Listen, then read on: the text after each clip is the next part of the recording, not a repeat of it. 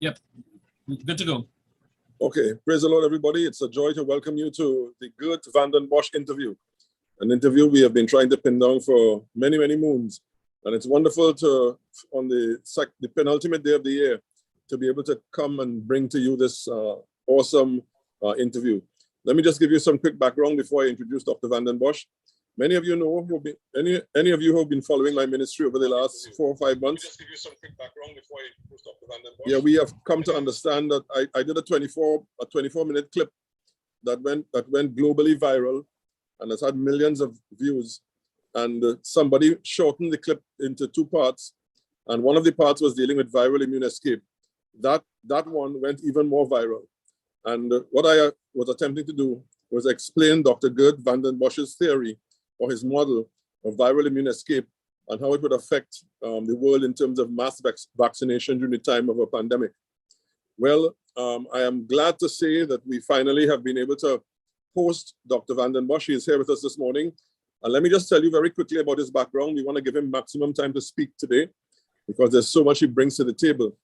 Dr. Vanden Bossche is a DVM. He has a DVM, which is a doctorate in veterinary medicine, and he's also a PhD in virology. But beyond his qualifications, I want you to understand that I consider him to be the most experienced vaccinologist in the world. He has worked at some of the major pharmaceutical companies, GSK Biologicals being one of them. He has worked at Gavi, the Global Alliance for Vaccines and Immunization. He has worked at the Bill and Melinda Gates Foundation, and he has also been an advisor to the WHO on their Ebola vaccine protocols. He is a noted global figure. And for a man of this stature and a vaccinologist of this expertise, to lend his voice to the claims that mass vaccination needs to be stopped is phenomenal. I just want to read a statement that Dr. Vanden Bossche made in March of 2021. He said at the beginning of a proposal, immediate cancellation of all ongoing COVID-19 mass vaccination campaigns should now become the most acute health emergency of international concern. Let me go a little further. And he says this in his letter, that this letter was written to, he says this: Geert Vanden Bossche, DVM, PhD, independent virologist and vaccine expert, formerly employed at Gavi and the Bill and Melinda Gates Foundation. To all authorities, scientists, and experts around the world to whom this concerns, the entire world population. I'm just going to read a few clips from this, and then I'm going to turn you over to Dr. Vanden Bossche. I am all but an anti-vaxxer. As a scientist, I do not usually appeal to any platform of this kind to make a stand on vaccine-related topics. As a dedicated virologist and vaccine expert, I only make an exception when health authorities allow vaccines to be administered in ways that threaten public health. Most certainly, when scientific evidence is being ignored. The present extremely critical situation forces me to spread this emergency call. As the unprecedented extent of human intervention in the COVID-19 pandemic is now at risk of resulting in a global catastrophe without equal, this call cannot sound loudly and strongly enough. And finally, as stated, I am not against vaccination. On the contrary, I can assure you that each of the current vaccines have been designed, developed, and manufactured by brilliant and competent scientists. However, this type of prophylactic vaccines are completely inappropriate and even highly dangerous when used in mass vaccination campaigns during a viral pandemic. Vaccinologists, scientists, and clinicians are blinded by the positive short-term effects in individual patients, but don't seem to bother about the disastrous consequences for global health. Unless I am scientifically proven wrong, it is difficult to understand how current human interventions will prevent circulating variants from turning into a wild monster. Those are the 2 opening paragraphs of Dr. Vanden Bosche's letter to the world. Dr. Vanden Bossche, you have made an impression. You have become a legend around the globe. And I'd just like to turn over to you to say a few things more about yourself, maybe, and lead the discussion from there. Yeah, well, thanks for having me, and thanks for the kind introduction. And it's also been very helpful that you send me a few questions in advance. Well, of course, people can read about my background on the website, etc. But I think the one thing that I would like to say is that a pandemic is very, very complex. There is many fields involved. There is a lot of knowledge involved in order to be able to understand a pandemic. It's not just about the virus. So it's not just about virology. It's also about, of course, immunology. It's about vaccines, it's about evolutionary biology, it's about epidemiology, etc. And I'm always saying, I am not the world expert in every single of these fields, but I have touched upon many of these fields in my career. And that has been very, very useful in order for me to understand what is going on and what is the impact of human intervention on this pandemic. Because in fact, I always compare this to a puzzle.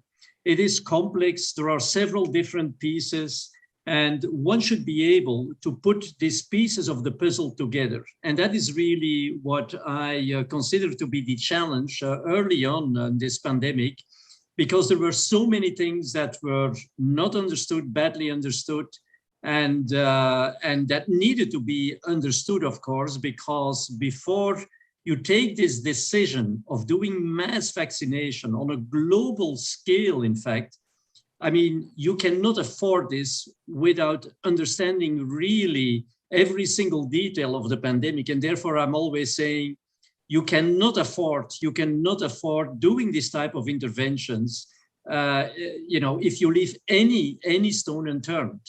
Because if things are not well understood, and you do this type of mass intervention at a global scale, then there is a high likelihood that if you're doing something wrong, that is, you're simply going to turn this into a catastrophe.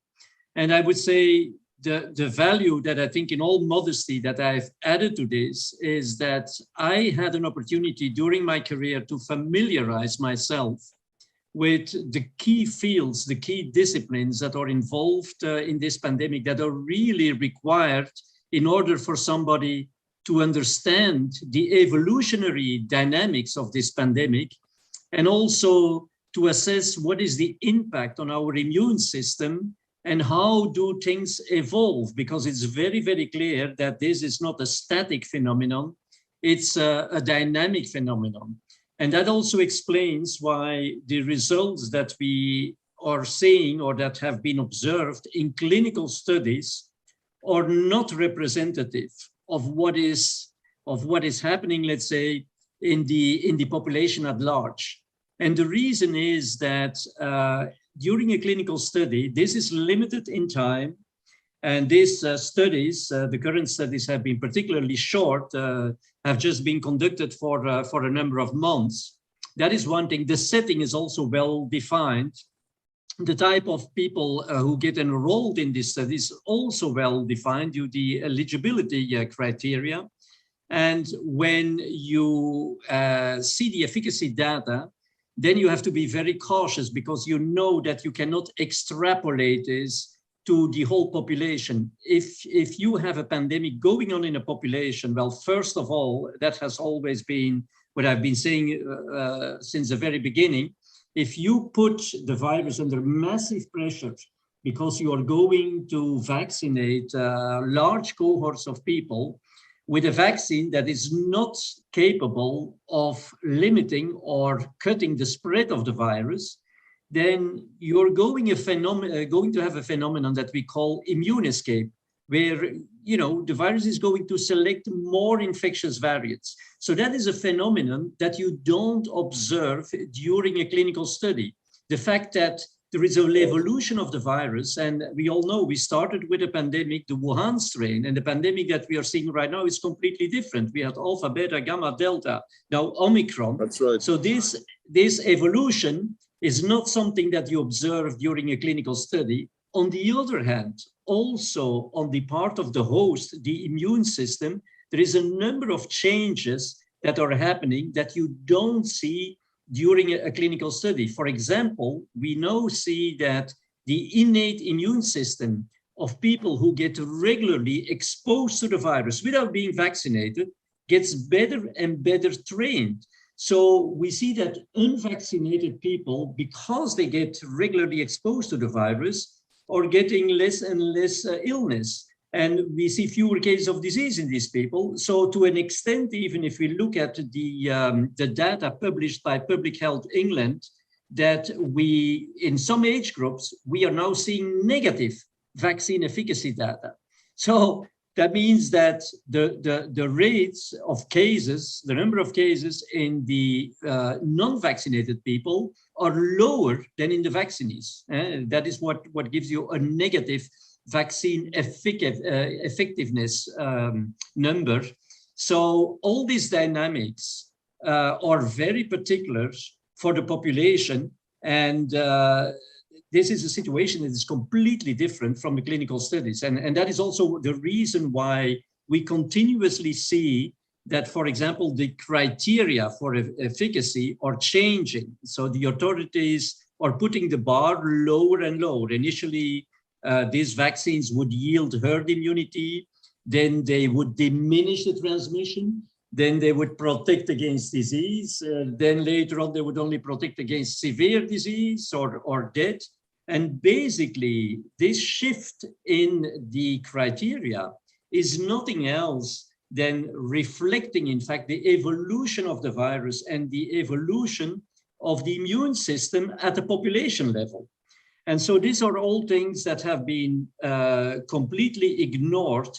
So authorities and experts have largely ignored the impact of mass vaccination and the result of that, of population level immune pressure on the evolutionary capacity of the virus, and also have largely ignored the impact of mass vaccination on the human immune system at the population level.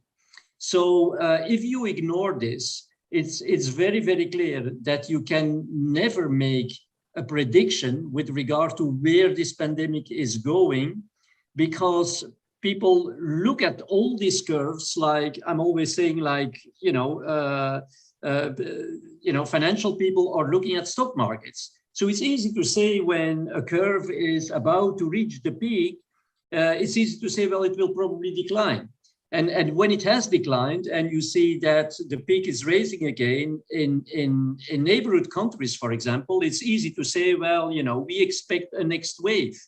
But that is completely useless. And the result of that is that, as I have been saying many months ago already, that the pandemic is not understood, which is very, very dangerous, especially if you plan interventions, at a massive scale. And it is certainly not under control. It is completely out of control. So for the time being, I'll stop there. There is so many things to say. I think you will certainly like to ask me questions about what is going on right now with Omicron, etc., etc. But Correct. I leave it up to you to ask questions that are helpful, or that you want to ask me, because they are very relevant for your content. Yes. If I may just ask them to make Dr. Vanden Bossche. I am glad you pointed out the major distinction between clinical studies and population dynamics. Very important, and I hope some of our government leaders are listening. You also mentioned that we need to be able to predict the pandemic and be proactive toward it, or we will always be behind it. I wanted you to explain one thing for me. You mentioned the evolutionary pressure on the virus, and much of our audience come from a Christian background, and I want them to understand you're not talking about macroevolution, but you're talking about the development of the virus as a result of immune selection pressure. Could you just amplify that just a little before we go on? Yeah, well, I'm getting so used to this notion that I sometimes forget to explain people. Yeah, it has been, in fact, the key message of mine since the very beginning. I think people simply need to understand that whenever you are dealing with a microorganism that has the capability of mutating, So we know, for example, SARS-CoV-2, like many other viruses, are mutable or even highly mutable. So if you have a microorganism that can easily insert mutations, and you put that microorganism under pressure, for example, pressure could come from, let's say, you would culture this microorganism in a certain medium and you would change the composition of that medium. This microorganism may not like this. So it is like you're putting a certain pressure on this microorganism by putting it in an unfavorable environment, a composition that is not normal or that is not the best for this microorganism. Could also be an unfavorable temperature. Let's say you would normally cultivate this virus or do a culture at 37 degrees, and all of a sudden you would raise the temperature of that culture medium from 37 degrees to 38 degrees. Well, that will be an obstacle to this virus. It will be an unfavorable environment. And hence you could think, well, the microorganism is going to die because these are unfavorable conditions. Yes, this would probably be the case if it were not, that the virus is always mutating and it produces a number of several different mutants. And some of these mutants will have the capacity to overcome this unfavorable environment, to overcome the obstacle that the parental strain is facing. So, for example, here, when we're talking about the pandemic, what is the obstacle and what is the unfavorable condition? Well, the unfavorable condition is the fact that the population, and that is the reason or the consequence of mass vaccination, a large chunk of the population is building up an immune pressure, because when you vaccinate people, of course, they are going to mount antibodies. But these antibodies are not sufficient to prevent the infection or to prevent the transmission of the virus. So that means the virus can still, to some extent, replicate. It will also produce mutants. And as a matter of fact, some of these mutants will be capable to overcome the population level immune pressure. And of course, now these mutants, they all of a sudden gain a competitive advantage towards the parental strain because they are able to replicate and to transmit in this unfavorable environment, whereas this is now becoming much, much more difficult for the parental strain. So that means that these more infectious variants are now going to be able to replicate on a background of high immune pressure.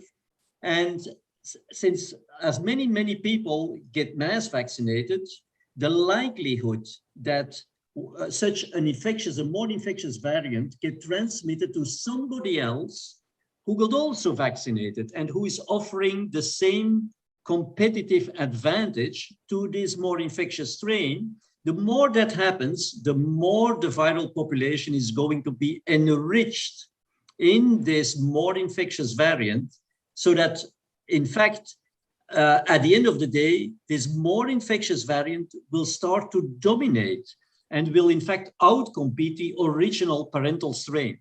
And that is why we see that in countries, especially in countries that have very aggressively implemented this mass vaccination by vaccinating like millions of people within a relatively short time frame, we see that these mass vaccination campaigns or this increase in vaccination rates are accompanied by an increase in infectious cases, because more infectious strains that existed, they existed already before mass vaccination. There is no doubt about it. The only change that has been caused by mass vaccination is that these more infectious strains were all of a sudden now given a competitive advantage, again, because of the generalized immune pressure in the population. And so they became dominant. And when a more infectious strain becomes dominant, the infection rate goes up, of course. And that is what we have been seeing in association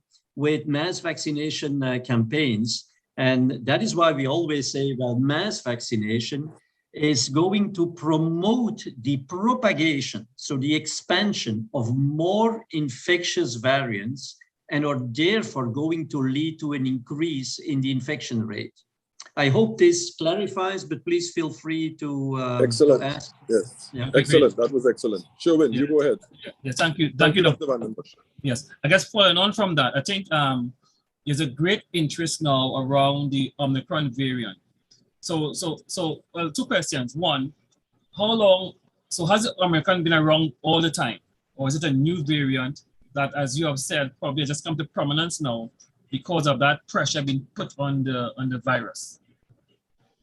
Yeah, well, that's a very good question, and you know, I'm always trying to simplify things in the sense that I know there is a lot of speculation about the origin of this variant, but please bear in mind that we are having already a number of different variants, and maybe people don't realize this, but within each class, I would say, of variant, whether this is beta or delta or even now Omicron, we have a multitude of subvariants.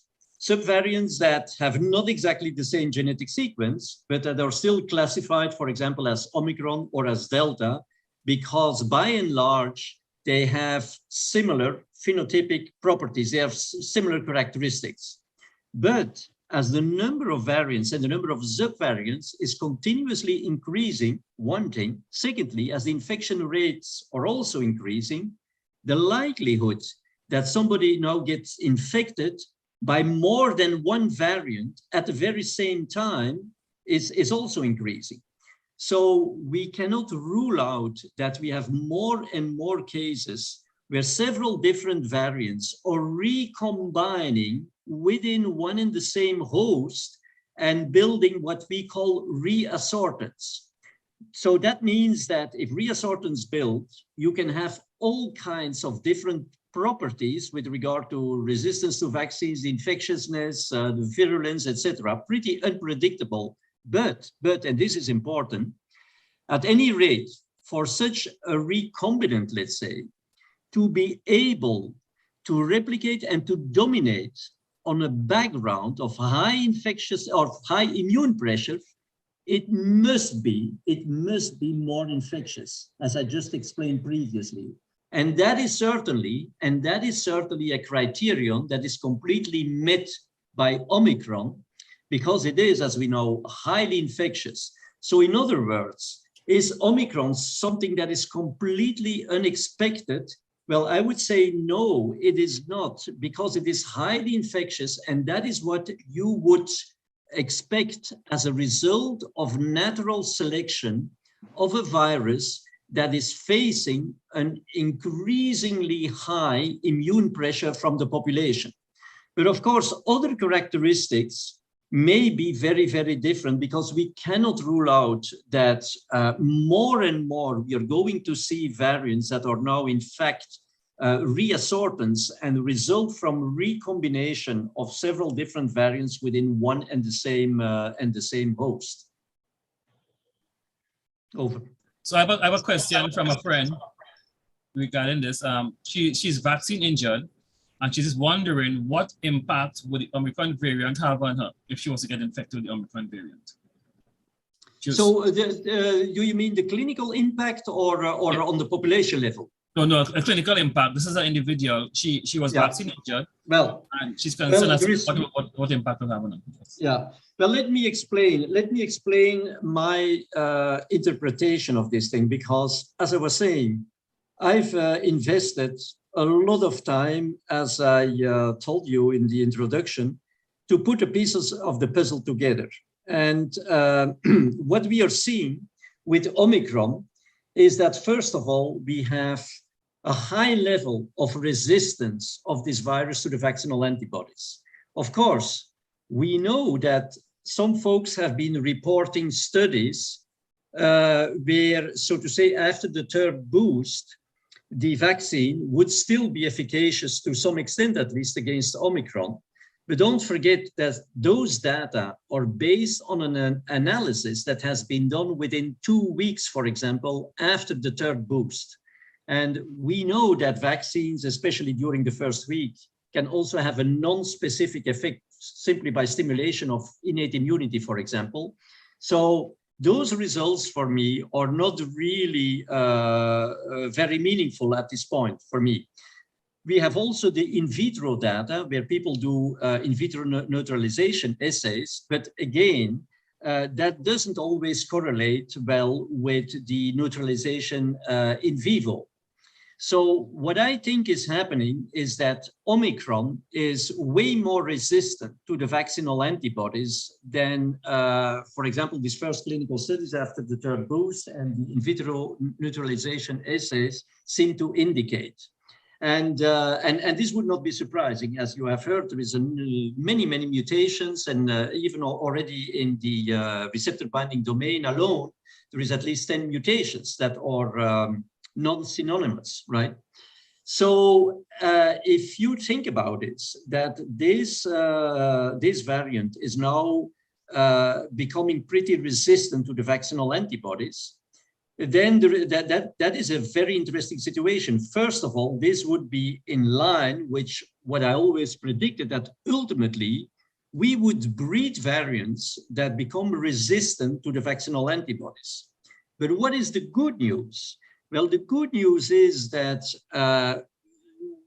I've always said that vaccinal antibodies have the capacity to outcompete, to some extent, our innate antibodies. So we have innate antibodies that can recognize SARS-CoV-2 virus. And I don't want to make this more complicated than necessary, but people should understand that our innate antibodies that we have really as of birth, and that are not triggered or induced by an encounter by a pathogen or an antigen, these antibodies are directed against certain glycans, certain sugars. And as a matter of fact, these sugars are similar to the sugars that are sitting on the surface, not only of SARS-CoV-2, but of all coronaviruses, and even to some extent on influenza virus. So it's not surprising that these innate antibodies can protect us against SARS-CoV-2 and even all kinds of variants. That is also the most likely explanation for why, at the beginning of the pandemic, healthy people, and especially also children and youngsters, were not getting the disease. They were getting the infection, but they were protected, so to say, because they have a high quantity of these innate antibodies that protect them. So now one has to imagine that if vaccinal antibodies specifically bind to, for example, the spike protein, they bind with relatively high affinity, whereas the innate antibodies recognize the sugars on the virus with a rather low affinity. So that means that when vaccinal antibodies bind to the virus, they can at least to some extent outcompete the innate antibodies. And when that happens, of course, the innate antibodies, they can protect against all variants. You lose this broad protection and you have only a very specific protection, which we know is no longer very functional because the vaccinal antibodies, although they still attach to the spike protein, they have increasingly difficulty to neutralize the virus because these vaccinal antibodies were induced by a vaccine that has the Wuhan spike protein, whereas, of course, the circulating viruses have now, had the Delta and now an Omicron spike protein, which is pretty different. But a point that I wanted to make, and that is very important to understand, is now we have now a situation where these vaccinal antibodies obviously can no longer strongly interact with the virus. That is the reason why we're saying it becomes resistant, or these antibodies have a lot of difficulty to neutralize the virus. So that means that now they are less potent in outcompeting the innate antibodies. So in other words, now that we have resistance or increasing resistance to the vaccinal antibodies, the innate antibodies can again take their place, and they can again bind to the new variant, the Omicron, which is of course resistant to the vaccinal antibodies. And that is, according to my humble opinion, the explanation why this Omicron is pretty mild.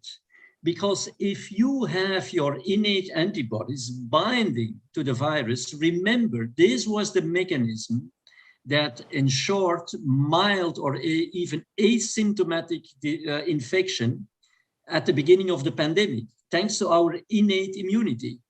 So if this innate immunity gets now restored in the vaccinees, they had lost it because it was to some extent or to a large extent outcompeted by the vaccinal antibodies. But now the vaccinal antibodies don't bind any longer to the virus. So the innate antibodies that can deal with all kinds of different SARS-CoV-2 variants, even with all coronaviruses, they are now regaining their functionality.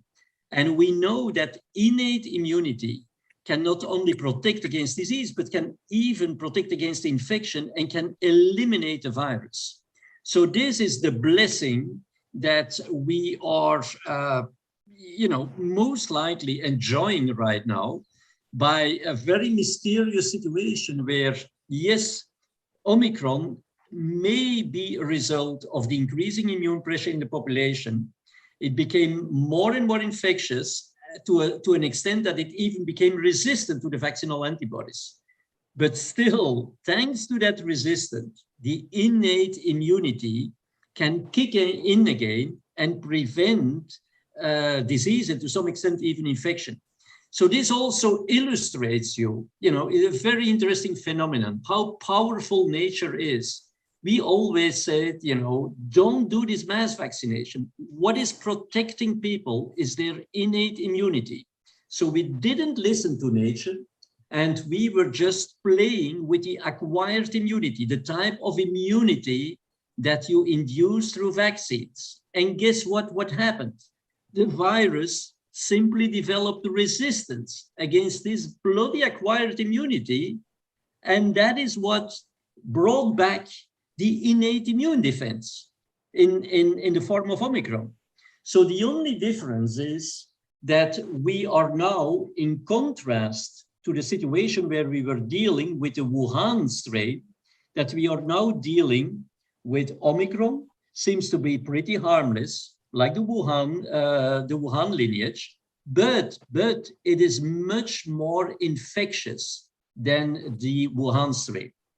So it now remains to be seen what this will do, let's say, in the longer term, because I'm a little bit skeptical that when people get exposed to Omicron and they get re-exposed to this very Omicron within a short time frame after their first exposure, that this might lead to, I'm not saying severe disease, but more cases of disease, and that maybe we will shift from mild disease to moderate disease. Because getting reinfected shortly after you got your previous infection may make the disease worse. We have not seen this yet, but we may start to see this in a few weeks from now. So that is something that we don't know right now. Whether this course of the disease that is very mild will be consistent, or whether it will start to evolve.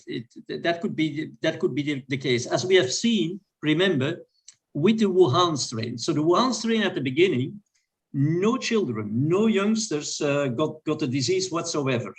And then all of a sudden, we saw these more infectious strains popping up. One of the reasons was, of course, the mass vaccination that made them dominant. And as alpha and beta and gamma came along and became dominant, all of a sudden, what we saw was that now all of a sudden, also younger age groups were getting the disease, were getting ill. Most of the times, not severe illness, so not hospitalization, no deaths, or very, very few, but they got the disease, they got ill, whereas at the beginning of the pandemic, when we had the less infectious Wuhan, this was not the case. And that is why I'm saying, if we are now going to see with the Omicron, is highly infectious, that people get reinfected, and the likelihood is pretty high with Omicron that you get reinfected shortly after you have been infected for the first time. It remains to be seen whether the course of the disease will still be mild. So that is something we don't know. There is a lot of speculation, but I'm not going to speculate because I'm pretty sure that given the high level of infectiousness of Omicron, we will find out pretty soon. So pretty soon, I mean within the next 4 to 6 weeks, maximum 2 months. Over. Okay, great. So Dr. Nicholas, I believe you have some questions. Yes, certainly. Dr. Vanden Bossche, a pleasure to meet you, a pleasure to interact with you here. I'm out of Barbados, and you know, we've heard quite a lot concerning this entire matter over the last couple of years. As a matter of fact, I think we'll all agree that you can hardly find medical professionals and scientific persons that can agree for whatever reason. I don't want to speculate into their reason for disagreement. You know, some persons may consider it to have an underlying reason. But the general public, and I speak from the position of a general public person, not knowing all of the terminologies and expertise and so forth. But as a regular person in our community, there has been a lot of concern. There's been a lot of fear, a lot of apprehension concerning the vaccines, period. Our government, of course, in Barbados has been promoting vaccination, vaccination, vaccination. Is coming out of your ears. Everywhere you turn, vaccinate, vaccinate, vaccinate. But nevertheless, we have, as you would know, on a global level, persons have access to significant amounts of information that can conflict each other. And as a result, persons are somewhat confused as to where they stand, what should they do, should they take the Pfizer, should they take the Moderna, should they take the Johnson & Johnson, and if they do, and there are side effects, what type of side effects can we expect? And if there are, what can we do? There seems to be very little coming out of any of our governments within the Caribbean, and I think Dr. McDowell and Steve Sherwin would agree with me, pertaining to what I would call precondition activity. That would be maintaining good diet, you know, taking your intakes of vitamin C, your vitamin D, your zinc, your multivitamins, watching your food intake. And in spite of that, you know, there's nothing being said by our governments pertaining to proper health activity that could prevent. It seems as if even though you are healthy, and even though you're taking all of your vitamins and you're watching your food consumption and so forth, that you have to vaccinate to prevent contracting the disease. Yet, sir, our medical professionals right here in Barbados can't seem to agree on this factor. Some people say that the vaccines prevent you from contracting and prevent you from spreading. But when we look at CDC information, when we look at information from others, it tells us the exact opposite. It doesn't stop you from contracting. It doesn't stop you from spreading. All of these are the conflicting messages that as the general public we're getting. Could you help us sift through some of that information so that we can know, okay, this is what I need to do, or this is what I should do? Well, yeah, of course, we can definitely help. The problem here is, of course, is the tremendous pressure that is put on people. If it were like people were really completely free in their choices and would not be threatened with losing their jobs or whatever, then we could have a very open discussion, and people would, you know, very, very simply inform themselves and then could make what we call an informed decision. It becomes increasingly difficult when people are, of course, threatened with, for example, you know, losing their jobs and all these other types of pressure that is put on people, because I would say, well, as I just explained, as a matter of fact, and this is not the case for all viral diseases, but for example, coronavirus and influenza virus can be very, very well controlled by our innate immunity. And imagine if somebody would have told you like 2 years ago, we are going to vaccinate, because we know we have from time to time also flu epidemics and pandemics. If somebody would have told you, you know what, we're going to vaccinate all of the population against influenza, including all the children, everybody would say, wait a minute, I mean, when do children really get the disease, influenza disease? Of course, we know with corona, with influenza, children get infected, but this is the first thing people need to realize. Neither influenza nor SARS-CoV-2 are diseases of healthy people, let alone children. So they get infected, but it's not a childhood disease. It's not even a disease of healthy people. People who have no underlying diseases and have a pretty good and healthy lifestyle. Of course, you cannot score 10 everywhere, but on average, well, these people get infected with flu, get infected with coronavirus, can maybe get some mild disease, and worst case, they have to stay in bed for like 2-3 days. What is wrong with being ill? That's not a problem. When you recover, the problem is getting severe illness, hospitalization, and this type of things. Those things we are typically not seeing with these infections, with these viruses in healthy people, so let alone young people. So that's the first thing I wanted to say. And the explanation is what I just explained in very brief terms, that in contrast to some other viruses, our innate antibodies protect very, very well against viruses that have an envelope and that have sugars on this envelope. For example, RSV is another one. Influenza is one, SARS-CoV-2 is one, but all coronaviruses. And our innate antibodies are made in a way that they can recognize sugars, for example, sugars that are exposed on these viruses. So that is the first thing. And then you have to know, and there is a lot of scientific publications about this, that the health of your innate immune system is directly correlated with your overall health status. So it's very, very clear that people who are in good physical and even mental health, and they have a healthy lifestyle, healthy food, do their exercise, have no overweight, well, you know what I'm talking about, and they take maybe some supplements if needed, for example, vitamin D during winter in our countries, right? That there is a correlation between those healthy lifestyle and the functionality of your innate immune system. The third thing that I would like to emphasize, and this is, well, it's not new, but in science, if things get discovered like just 10 years ago, then it takes an awful amount of time till this gets broadly introduced into the community. But it is very well known that, and there is plenty of publications, people will find them on my website, that the innate immune system can also be trained. So what does that mean? That means that if you get regular exposure to the virus, your innate immune system will perform better and better to deal with that virus or with the pathogen.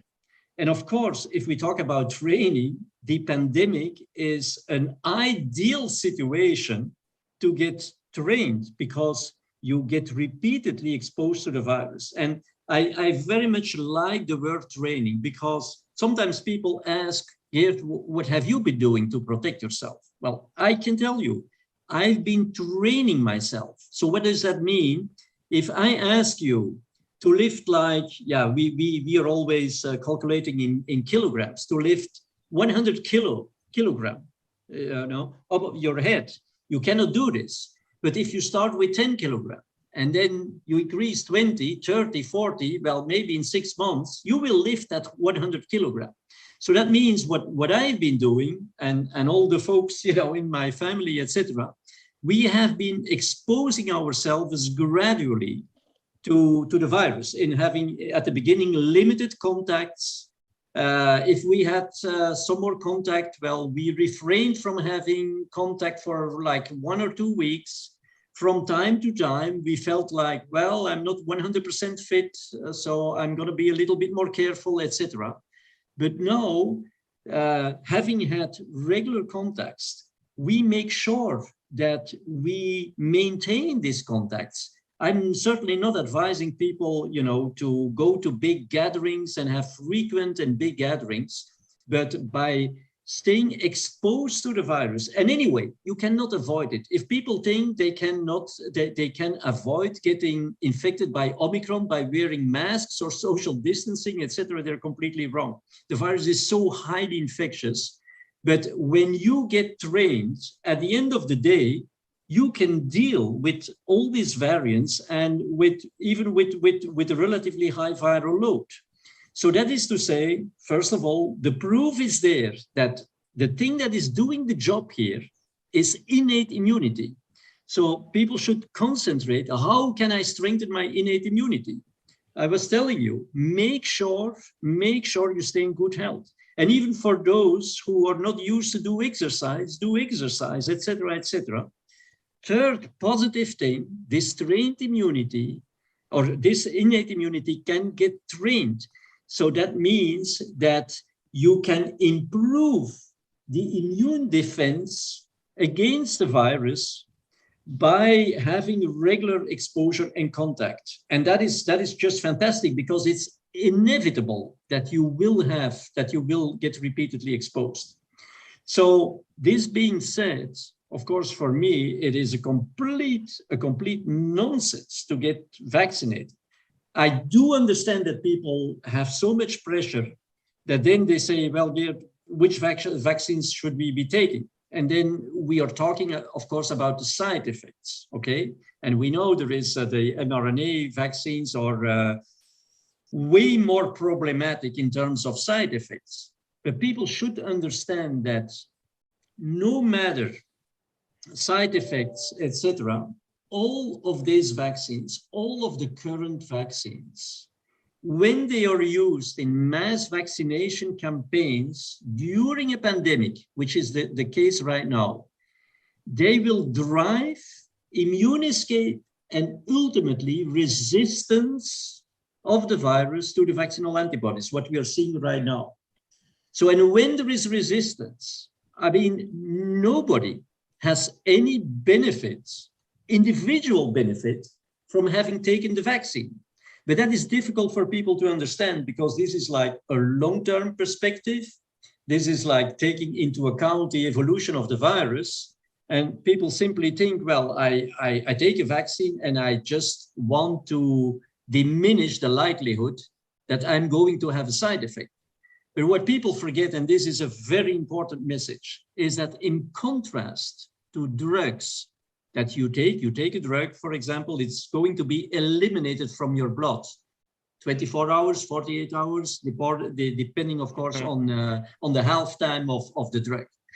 People do not realize that when you take a vaccine, this is like installing a program, a software on your computer that you can never, ever erase again.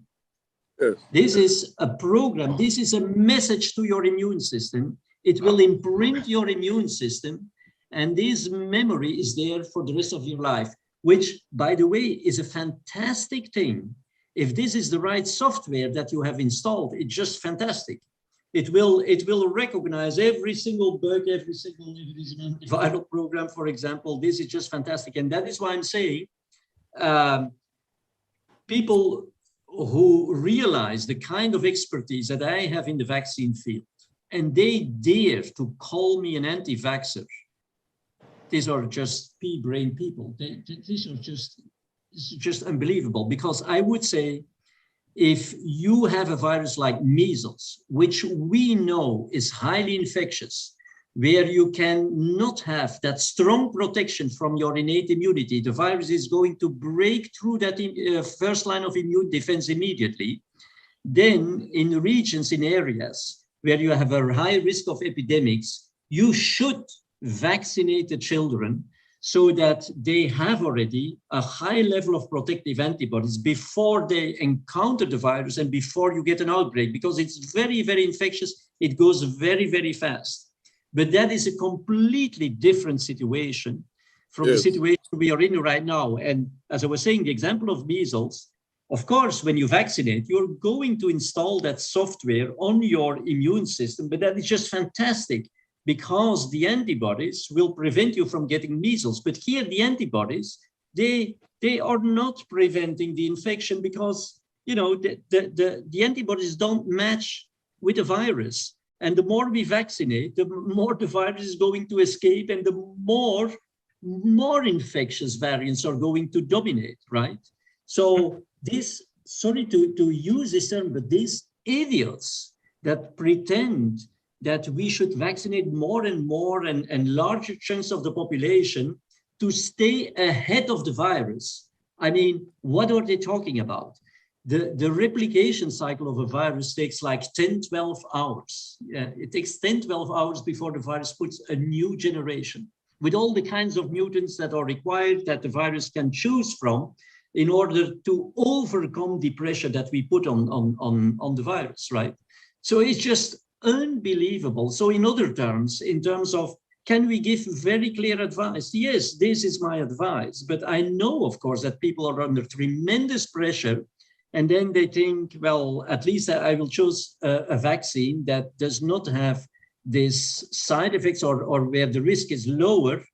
But they should not forget that they are going to install the software program and the virus is escaping. The virus has been escaping all the time since we have started this mass vaccination. You see how the infection rates are going through the roof. And especially, this is very interesting to observe. It's not necessarily the countries that have the highest vaccine coverage rates. It's essentially the countries that have put the highest pressure on the virus. And how do you put a high pressure on the virus? By vaccinating a big part of the population within a very short time frame. So you will see that all this escape and also most of the problems that we are seeing right now is in countries that had a very aggressive vaccination program. For example, Israel. For example, the UK. For example, US. Yes. Well, Doctor, just if I can prevail on you another perspective or another question. Of course, we know the mortality rate of the virus. I think we would all agree on that in terms of it's quite a killer virus from what we've been observing for whatever the reason. And if you are not recommending mass vaccinations, what are some of the alternatives that we can utilize or we can introduce? It's almost as I go around the country, Barbados, we're a small country. I don't know how familiar you are with our country. Well, I've never been there, but you need to come before you go to Trinidad. Well, before you go to Trinidad, you need to come to Barbados. Oh, really? Yeah. We have to talk about that. But it's 166 square miles, 280,000 people. And at current, I was just taking a quick look because you mentioned the vaccination rate. As of today, fully vaccinated persons, I would imagine those are persons that have taken all of the booster aspects and so on, is 66%, 30% unvaccinated and 4% partially vaccinated. Nevertheless, we've gone through 2 years, and I must confess that from a Christian minister's standpoint, we've been trying to grapple with a lot of the stresses and a lot of the side effects of the virus. And people talk about the virus and they talk about the vaccines, but they're not talking about the domestic violence, the child abuse. They're not talking about the sleepless nights and the stress and the depression, the suicidal rates that have increased, and all of these different factors for those persons that have been involved in the whole process. And we've gone through 2 years of that. What could we do different, Doctor, in 2022? I mean, we're at the end of 2021. What could we do different that could Well, possibly see us come to the end of this pandemic? Well, I mean, again, the advice that I will give, I think, is purely based on a scientific understanding of the pandemic.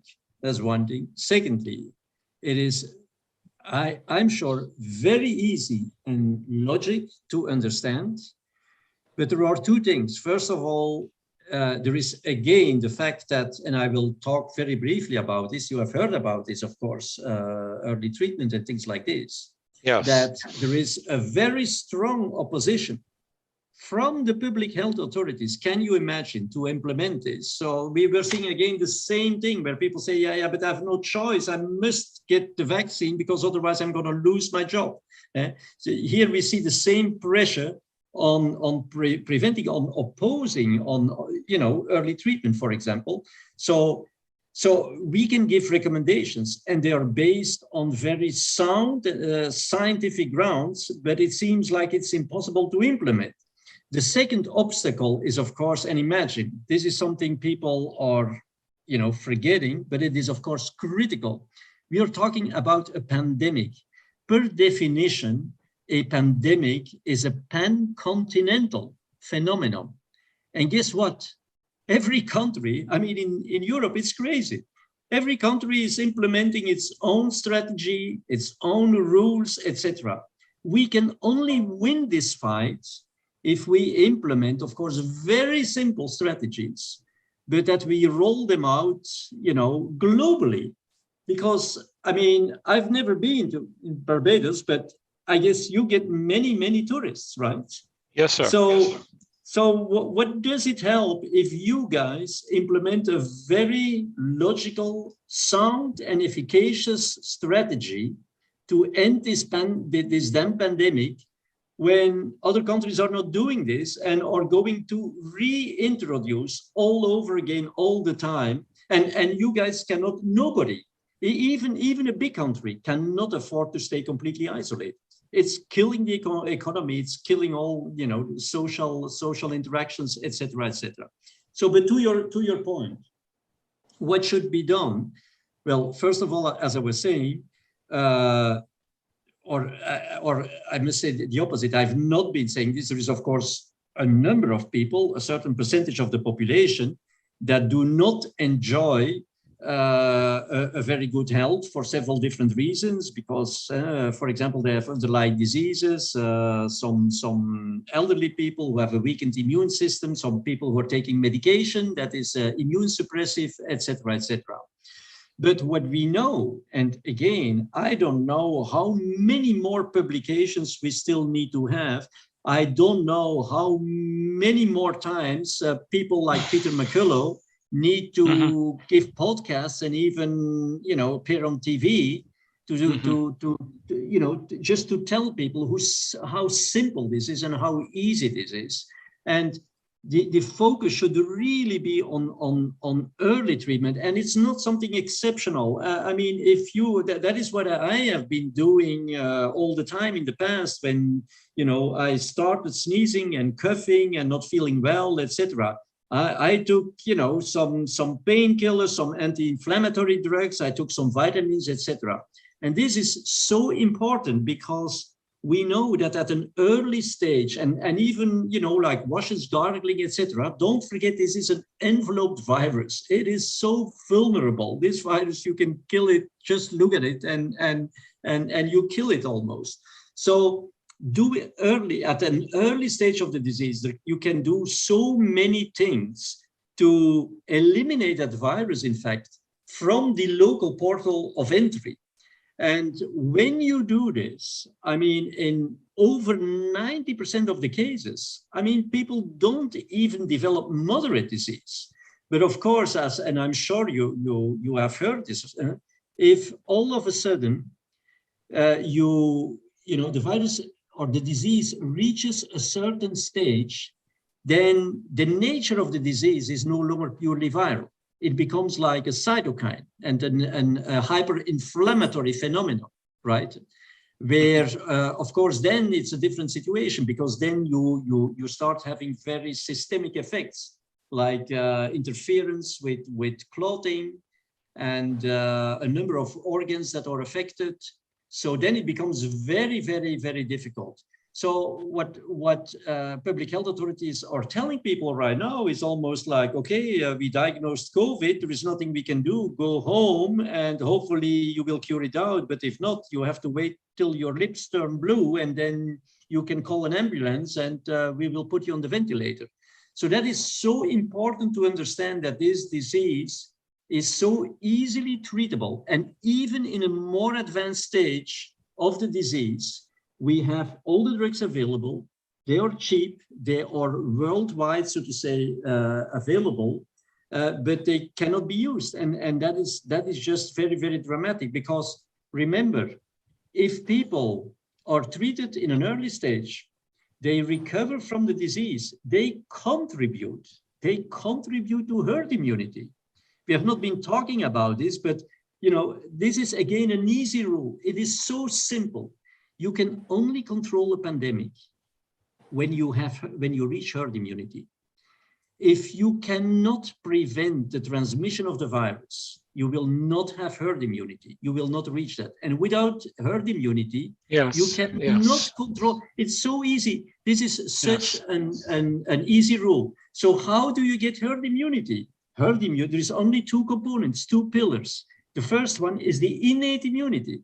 You can deal, your body, your innate immune system deals with the virus in a way that the virus gets eliminated. This is what we call sterilizing immunity. Or you develop the disease, you recover, and you will have very potent, also with a relatively broad spectrum antibodies that will also protect you. And that is how you generate a herd immunity. So even when people get a disease, they recover from it, they will develop herd immunity. The vaccines cannot do this. I was just saying at the beginning, you know, to explain you about the immune escape, etc., that in fact, when you vaccinate a population, what you're doing with a vaccine that cannot prevent infection, you're in fact turning this population into a breeding ground for more infectious variants. So now that is exactly the opposite from, you know, achieving herd immunity, because herd immunity, you know, means that you have diminished the transmission to a level such that the risk for somebody who didn't get immunized at all to catch the virus is so low that it's almost like non-existing. But here we turn the vaccinated population into a breeding ground for more infectious variants. So my background, as you correctly announced, is veterinary medicine.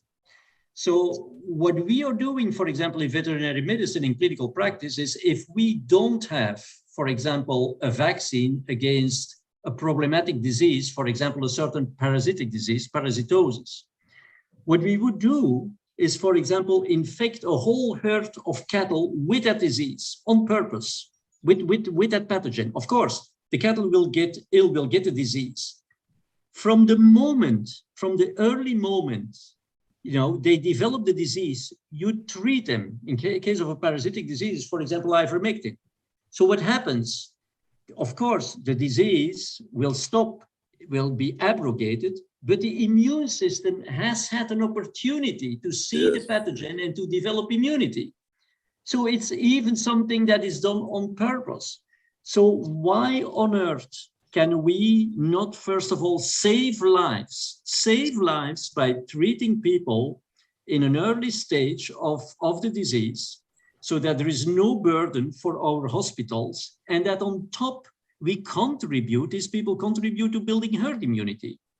So you see, it's not a problem of science or the logic not being there. It is so easy.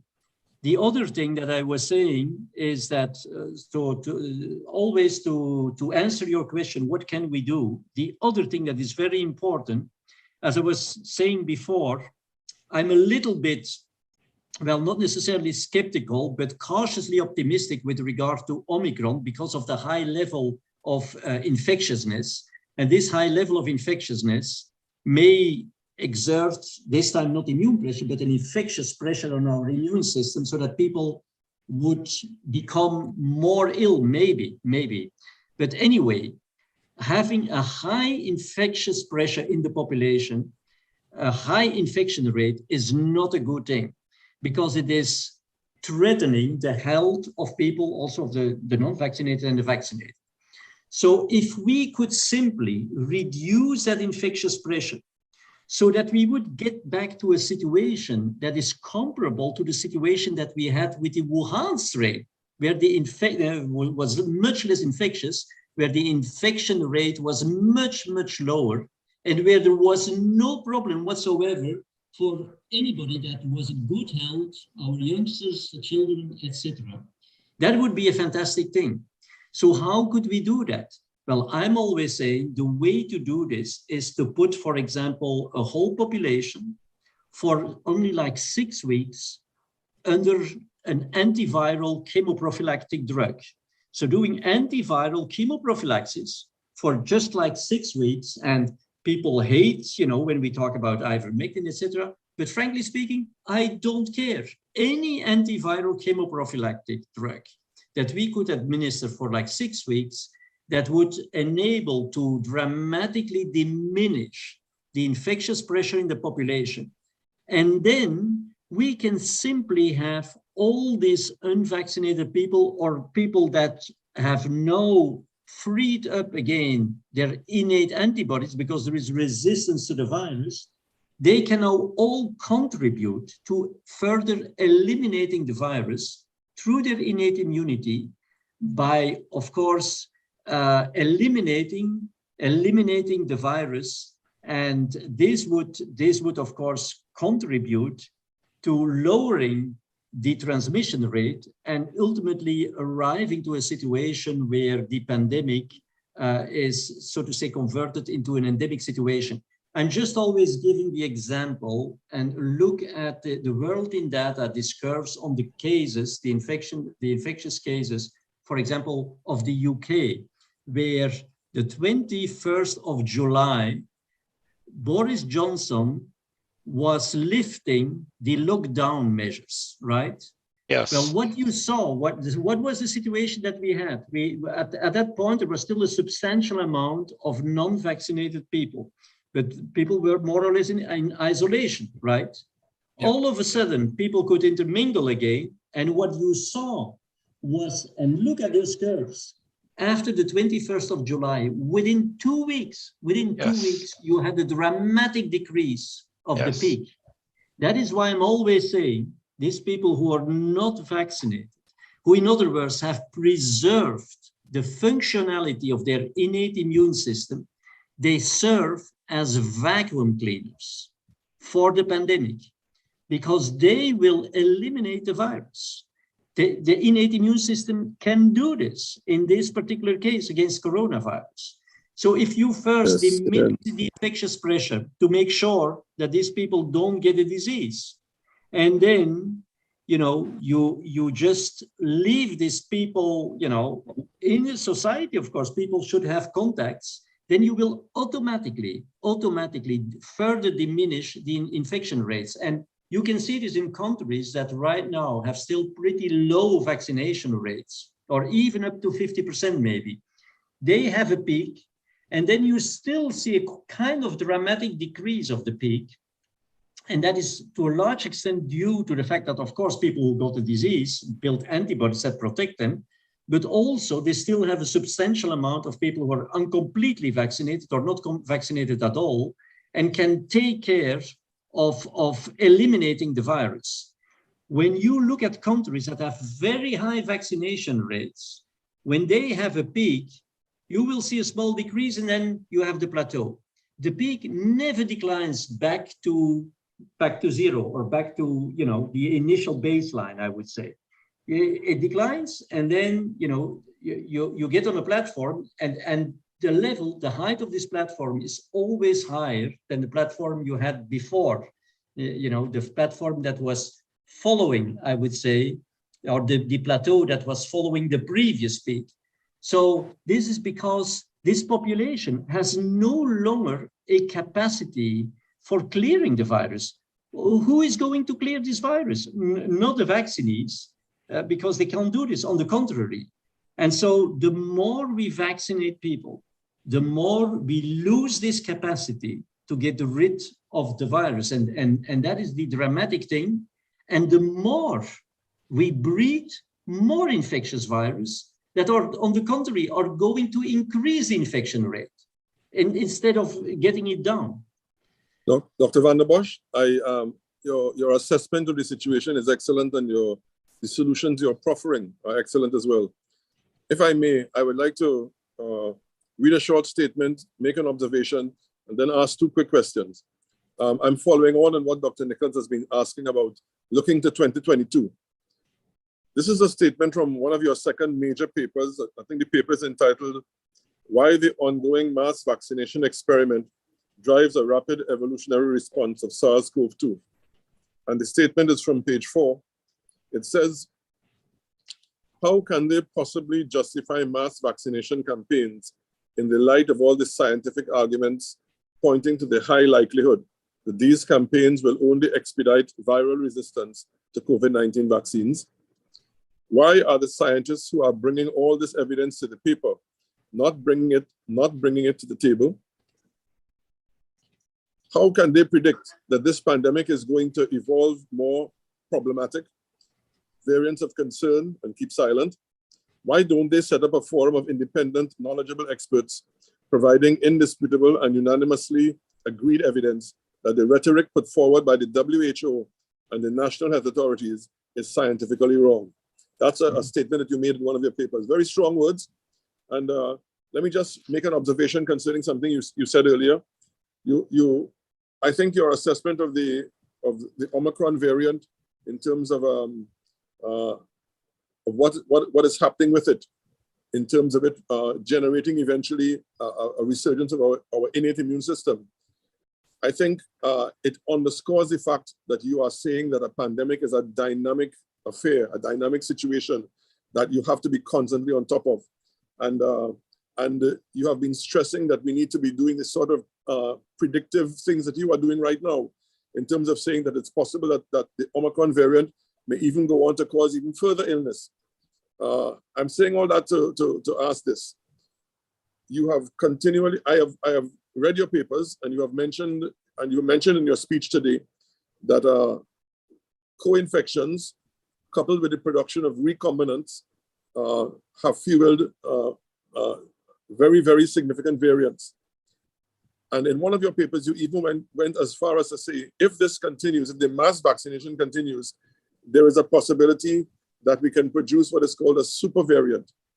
So I'm asking, as we look to 2022, if the mass vaccination and the immune selection pressure continues unabated, do you see eventually the production of a super variant? Are we there yet, or will we see in 2022 the production of a super variant? Yeah, that's a very good question, and I'm really happy that you're asking that question, because indeed it needs a little bit of clarification, in the sense that why have I always been saying that if we continue mass vaccination, that this could really become a disaster and lead to a super variant that would do lot more damage than any of the previous variants ever did. So this is, of course, supposing that the public and global health authorities will continue to advise mass vaccination and automatically also adapt their vaccines to the circulating variants. I think we all understand that if the vaccine industry is going to continue these mass vaccinations, they are no longer going to use the Wuhan strain, so to say, but they're going to update their vaccines. So now what is going to happen? And I would like to really explain this in ways that you can clearly understand this, because then you will immediately realize where my warning comes from. So right now, as we were saying, the Omicron has developed Well, if it is not full, it is very substantial resistance against the vaccinal antibodies. So that means we had, particularly in a small domain of the virus called the receptor binding domain. So that is the domain that the virus uses to dock on the receptor of the cell, to get into the cell and to enter into the cell. So we know this is a quite small domain. And we had already a number of mutations in that small domain. Now with Omicron, about 10 new mutations only in this small receptor binding domain. So now you can imagine if we now make a vaccine against Omicron, and these vaccines particularly target the receptor binding domain, then it will be very, very difficult. Of course, these new vaccinal antibodies will perfectly recognize all these different mutations within the receptor binding domain.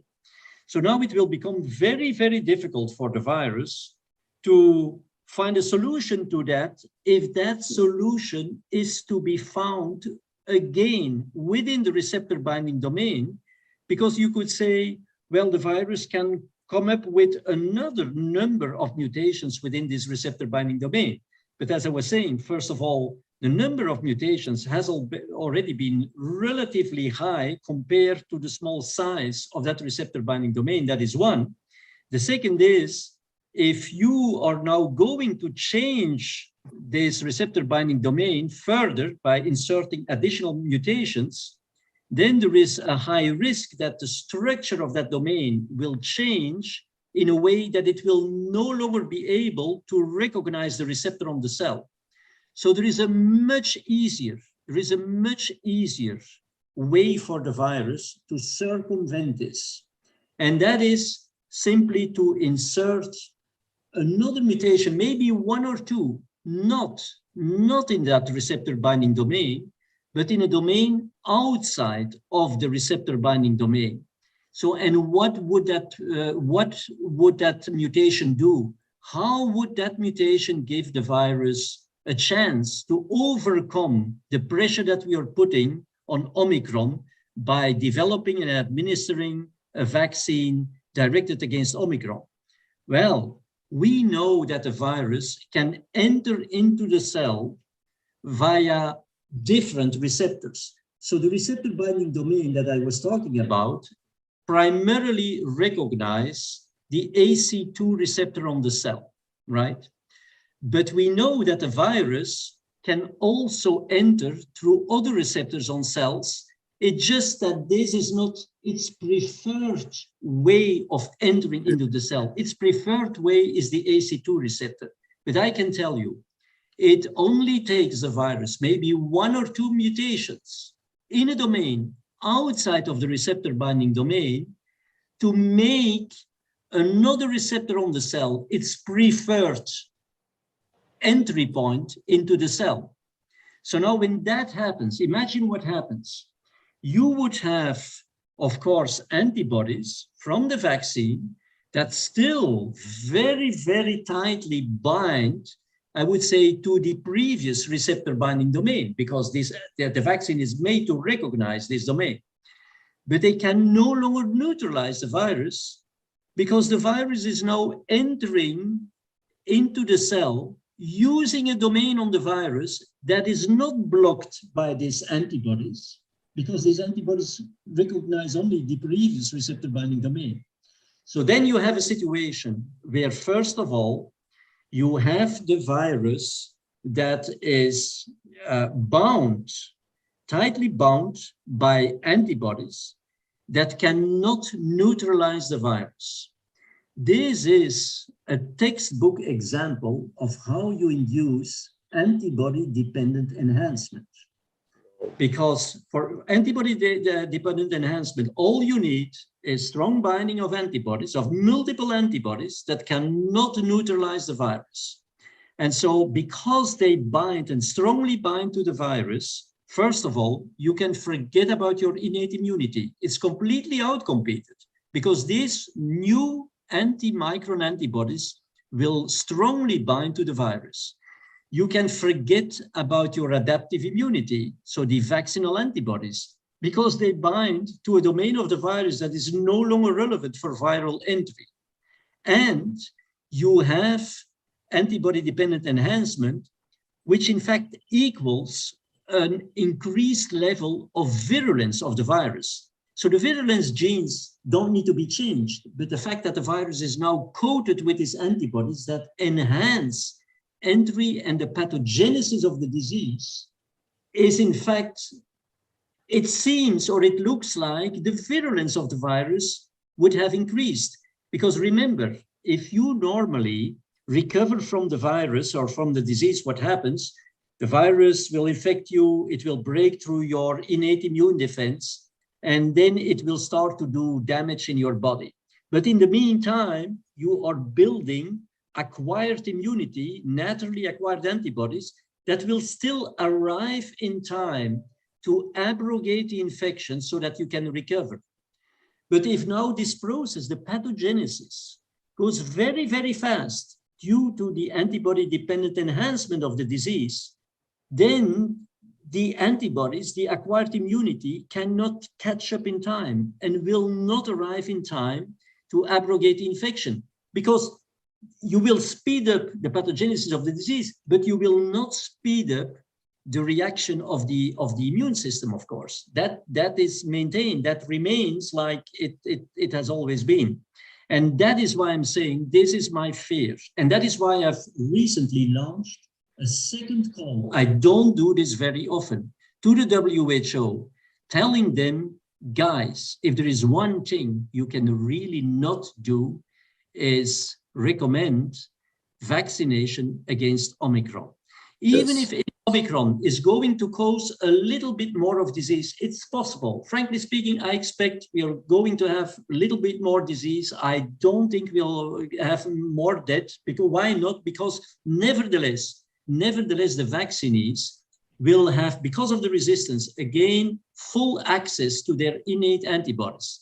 It's just that in contrast to those who were not vaccinated and who got an opportunity to train their innate immune system, the vaccinees will end up with innate antibodies that got set free, but that have not been trained because they were blocked previously by the vaccinal antibodies. But nevertheless, they have again access to these innate antibodies, which is very, very important.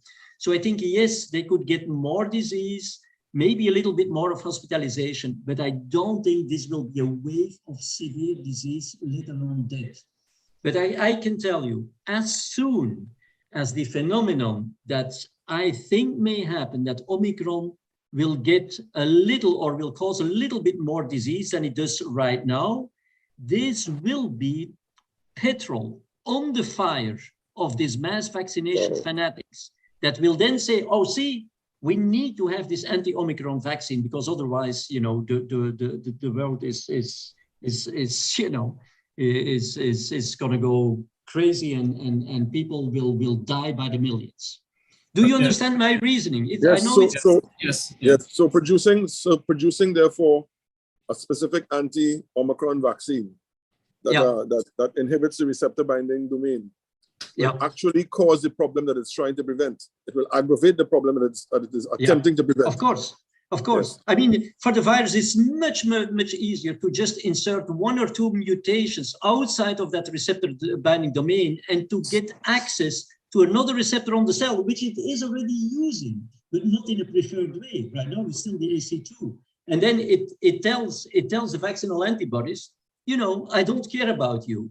You know, I leave you alone. You can attach to my previous receptor binding domain. Who cares?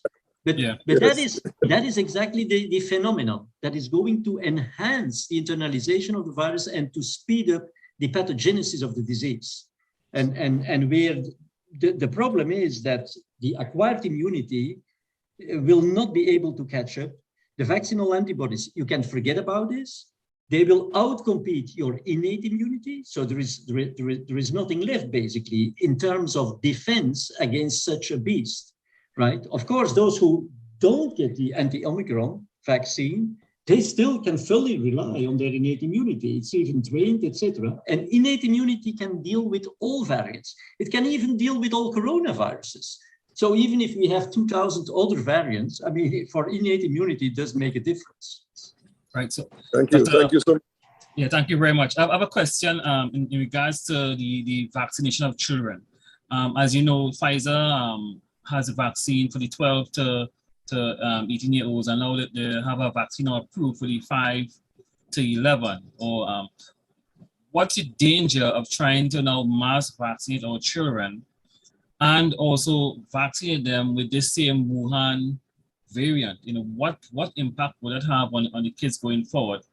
Especially seeing that they have not done sufficient testing, right? You know, for this. Why is that being pushed ahead? Yeah. So, I mean, this is, of course, the biggest nightmare ever. So let me first say that, well, with regard of side effects, yeah, I mean,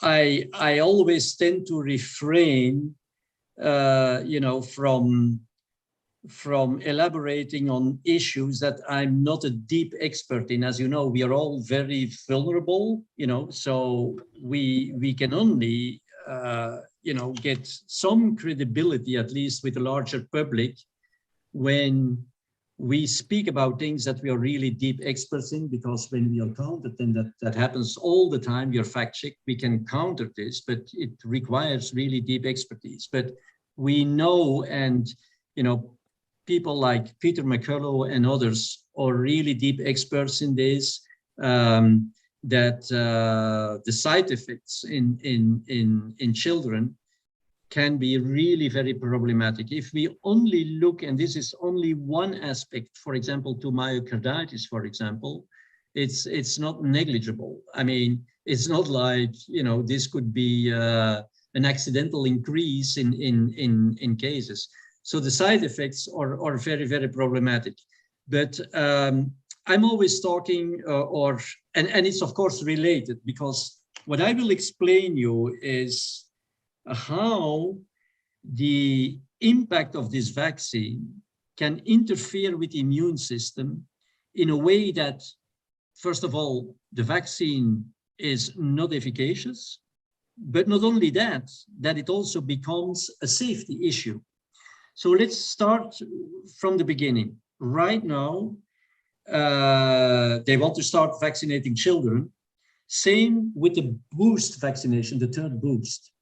As we have already discussed, when Omicron will dominate, and that will probably be the case in the vast majority of the countries within a very short time frame, then, as we already discussed, Omicron is resistant to the vaccine. So you could say it is as if you would not even administer the vaccine because it's not going to have an effect.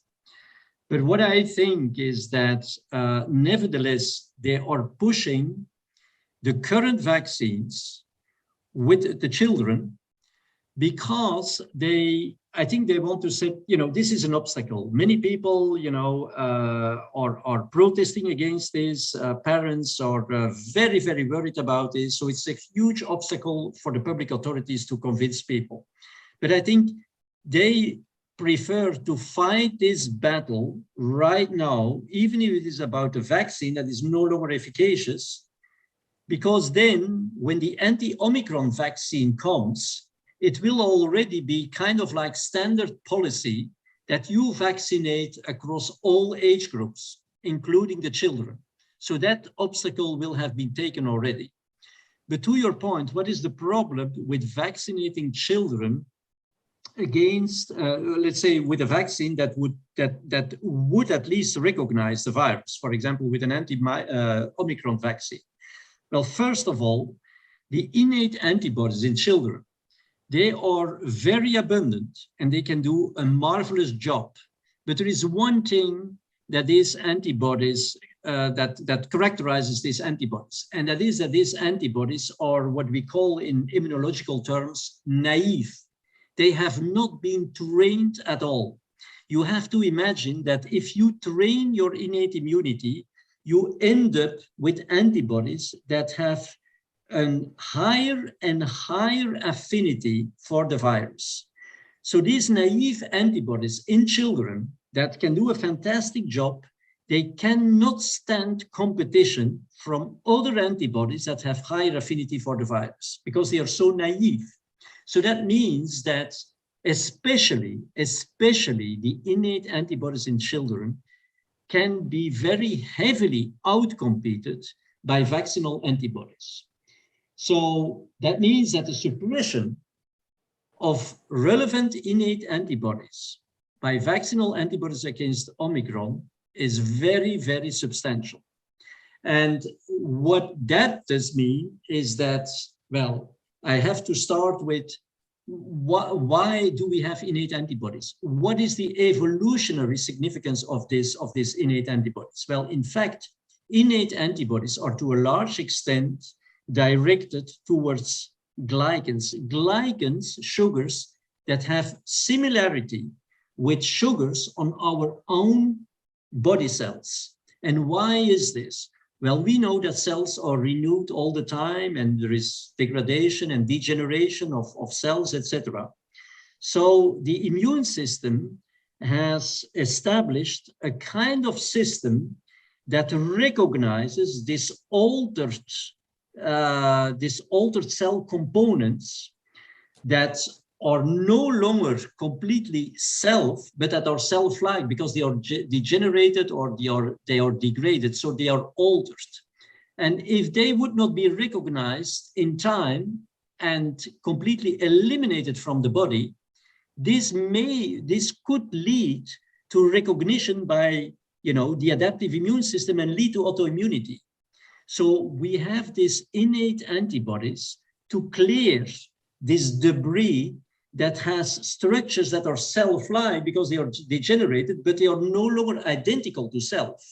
But they are not completely foreign either. So they cannot yet be recognized by the conventional immune system. So these innate antibodies recognize self-like components of our body, primarily, for example, glycans. And these glycans also figure, as I explained, on the surface of viruses, etc.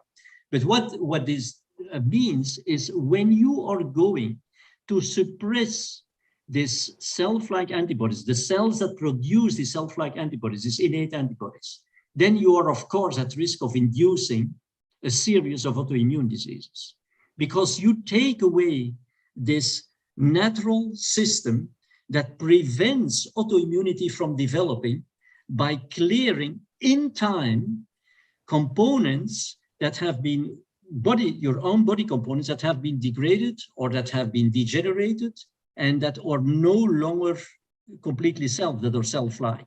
So that is a major issue.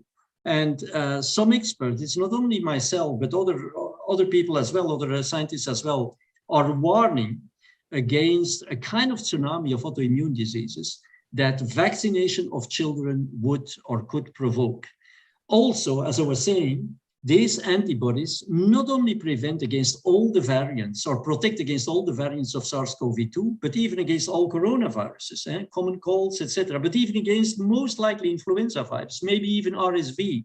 So the likelihood that we are going to see a higher incidence of infections that normally only infect infants or children, but that don't make them ill, the likelihood that these infections are now going to be turned into real childhood diseases becomes also very high when we immunize them. And in fact, it doesn't make any sense because the children have the best, innate immune system ever, and they can completely clear the virus. So there is no reason, absolutely no reason to vaccinate them.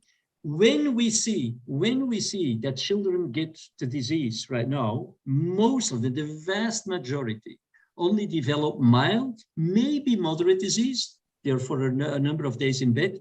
What is the reason? The reason is not because their innate immunity, or for that matter, any kind of their immunity, any sort, does not work very well.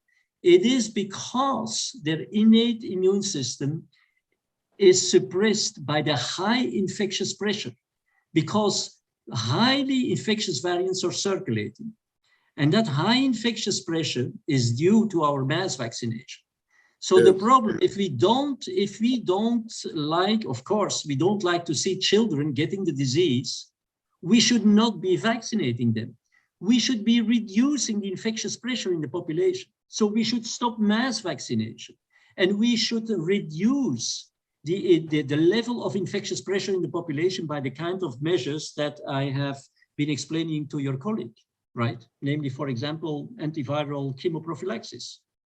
So it's important to understand the logics and the sequence, because otherwise, you know, and that is so difficult for people. That is our frustration. The frustration of all the experts that are going against this is that it is so difficult to explain this to people in a way that they can understand this, that they can, for example, understand, oh, true, the real reason why my child may be at risk now of getting disease, where that was not the case at the beginning of the pandemic, is because this infectious pressure in the population is mounting ever higher, you know, from alpha, beta, delta, gamma, now Omicron. It's not because there is anything wrong with their immune system. They have the best immune system ever. And we need to keep that immune system intact. And when we are going to immunize this, we are just going to compromise their innate immunity with a high risk of dramatic consequences. I hope that it answers your question. Yeah, Doctor, let me just ask one quick question before I turn back to Sherwin and Dr. McDowell. One of the things I consistently hear you say or speak to is mass vaccination. And so that those that are listening to us, because you did mention, I believe at the beginning, that you're not an anti-vaxxer. And I believe in terms of the information, it's clear that you're not an anti-vaxxer. And it would seem to suggest that you're not necessarily advocating no vaccination, period, but that your vaccination strategy should be more targeted to particular demographics of the society and so on. Would I be correct in expressing it that way, sir? Yeah, I would say at the beginning of the pandemic, you would certainly be correct. Why am I saying this? Well, at the beginning of the pandemic, we had the Wuhan strain was, you know, low infectivity. It might have made sense, like we are doing for influenza. I explain all the time, it's a similar situation.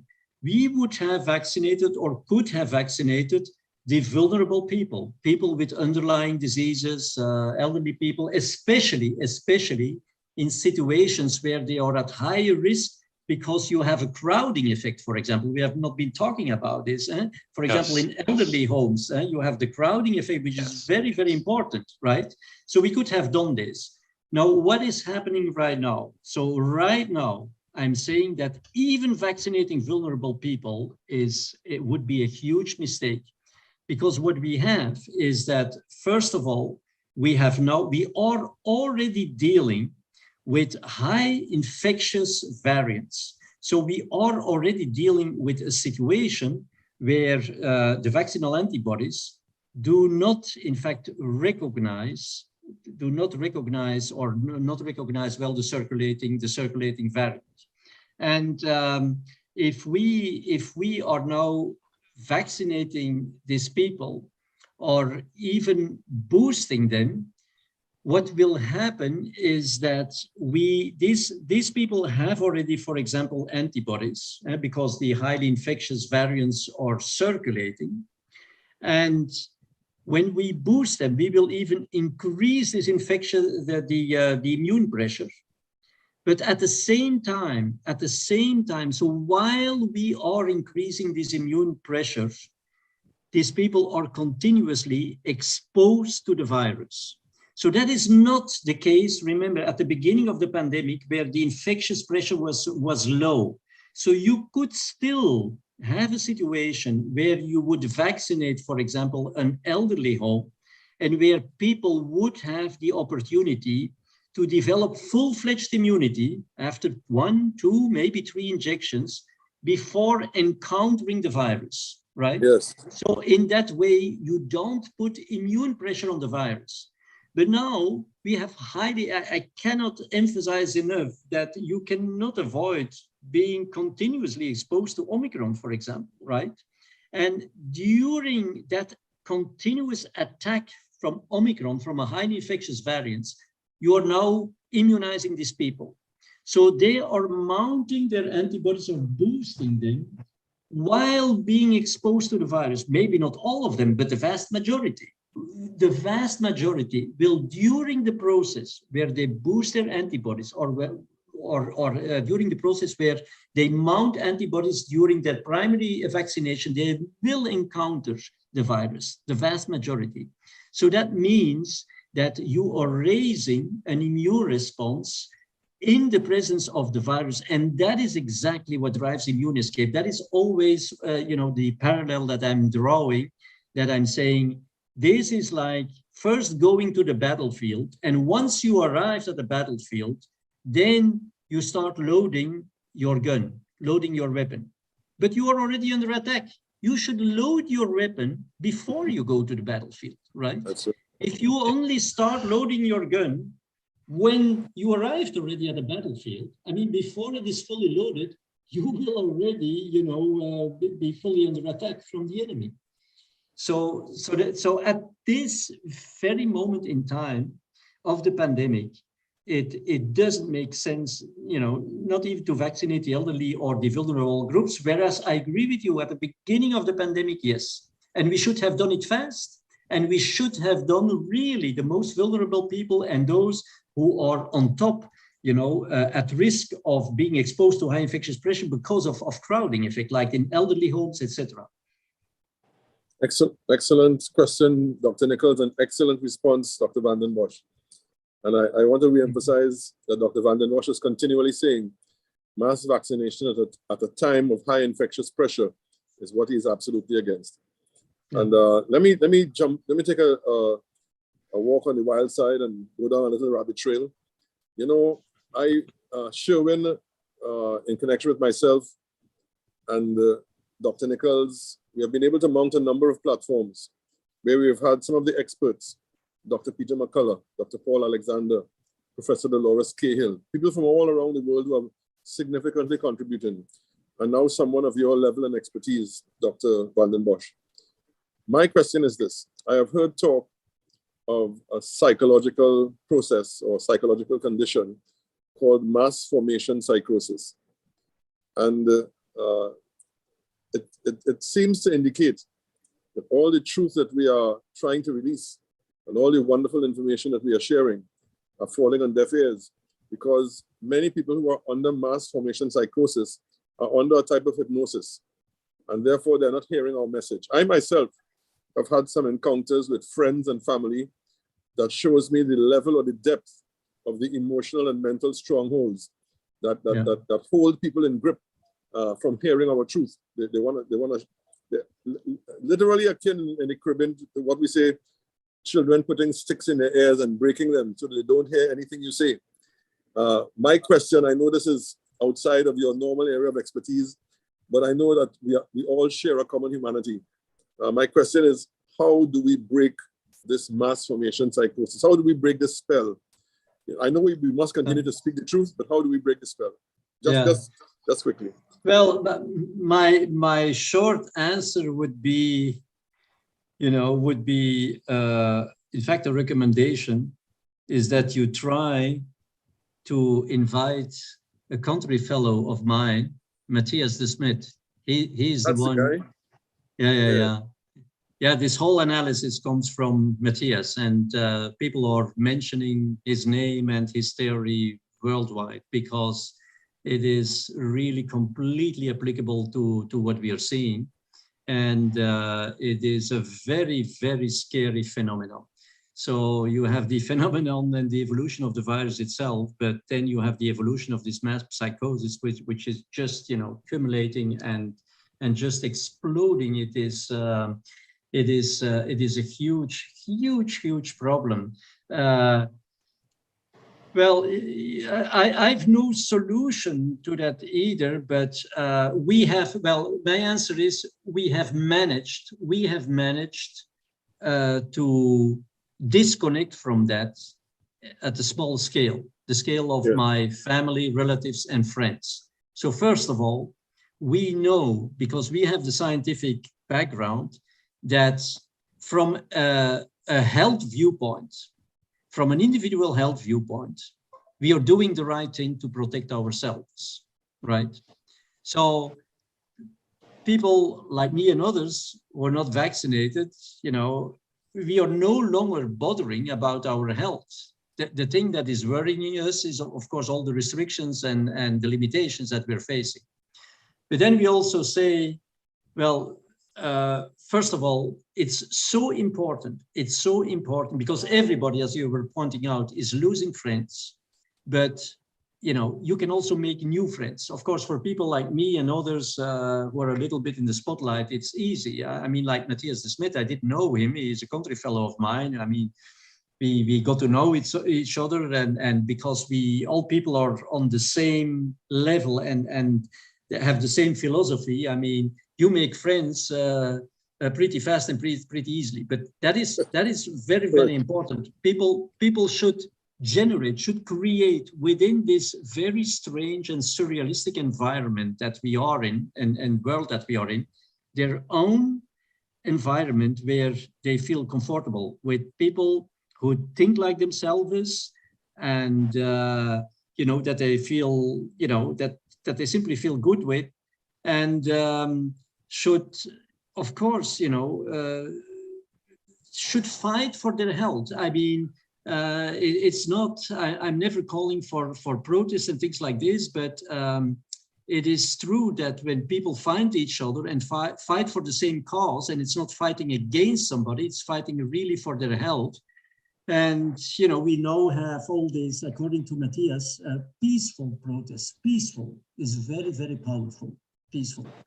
Because a peaceful protest, I mean, the opponent doesn't know what to do. If you use violence, they know what to do. That's what they're looking for. Then, but yeah, we are trying to disconnect from this by generating our own niche and our own community, so to say, and not being discriminating people. I mean, we are certainly not discriminating vaccinees. On the contrary, I mean, my heart goes out to these people because most of them thought they had taken the right decision, and so I would do whatever I can also to help them. But yeah, it's a very difficult topic, and again, I mean, you should really listen to the very wise words. I mean, everybody has his field of expertise, and this is really Matthias' field of expertise. I know he's, you know, people ask, you know, all over the world, they're trying to get him on podcasts and interviews on this mass psychosis. I mean, it is, people are just, because it can go very far. And I always, and I told him, I think, you know, people will wake up when their kids will be vaccinated, and they will see, for example, that there are, you know, case fatality rates in the children population are gonna rise, etc.